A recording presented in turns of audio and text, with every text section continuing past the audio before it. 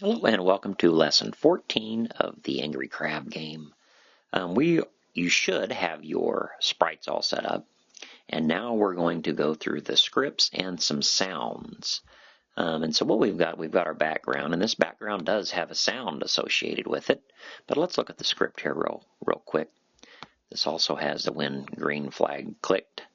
We want to start something, and we're going to do it forever, and really all we're going to do is we're going to loop this bubbles sound. So it's playing sound that we got from sounds.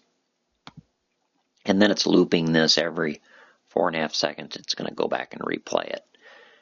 And so that's what we've got. You'll see the bubbles sound right here. And so that's it. And that's the sound we're playing there. Now we've got the crab. There's our crab. As you can see with the monkey game that you built earlier, we've got our right arrow and we've got our left arrow, and we're moving the crab back and forth. This crab, it's the same way. When we go right, he's moving right. When we click the left arrow, he's going left, except for there's a difference here. Now, when we click the up arrow, this crab is going to shoot a bubble. See the bubble? See the bubble going up? This bubble here. When we push the up arrow, he's going to send the bubble up. And then there's going to be a little message that's being sent. And here's the message. When I receive, it's going to be crab with bubbles. And when he receives that message, and you'll see that message here in a minute, as we go over here, this broadcast, as we get to the bubbles, you'll see that. But for now, we'll just keep it here. We're going to switch the costumes. So this crab, remember, has two costumes, without the bubble and with the bubble. So when we push this up arrow key, we want that bubble to appear like it just left him.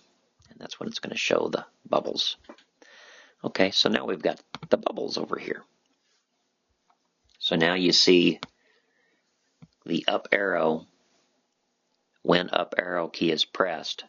Just like we've said, when we press that up arrow key, it's going to do this. It's going to set I've been hit, which is a variable. So you've got to set this variable. Remember making the variable. I've been hit, and you see it right here. We're going to set that to no. Then we're going to tell this thing to go to crab. And then we're going to obviously show the bubble. Then we're going to repeat 53 times. That's as it walks up.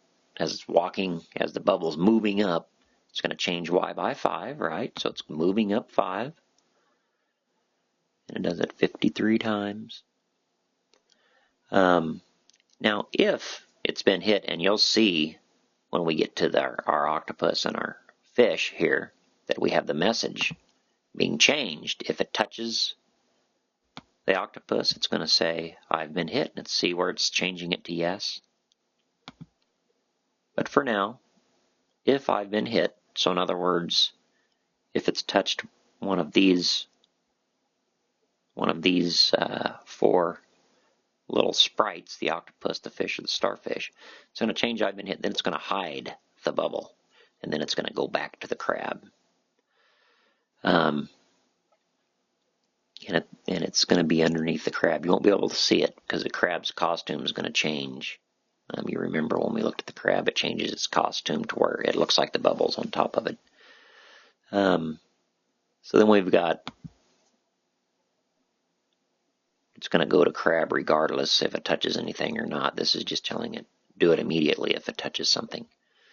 Then we're going to go to crab, and we're going to broadcast the crab with bubbles so that the crab with bubbles costume knows what to do, right?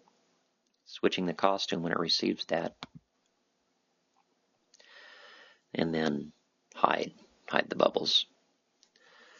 Okay, so that's our our stage, our crab, the scripts, and the bubbles. The next we're going to go over these 4. One thing I do want to show you though, remember our text, hit the octopus? we want to do just a really simple thing, and it's going to be show, and this is under looks. So we're going to show that sprite, and we're only going to do it for 3 seconds. And then after that 3 seconds is up, we're going to hide it. So you'll notice when I click that flag, it's going to do that. Then you notice it disappeared after 3 seconds. Okay. You'll notice you hear a pop when that bubble touches one of the other sprites.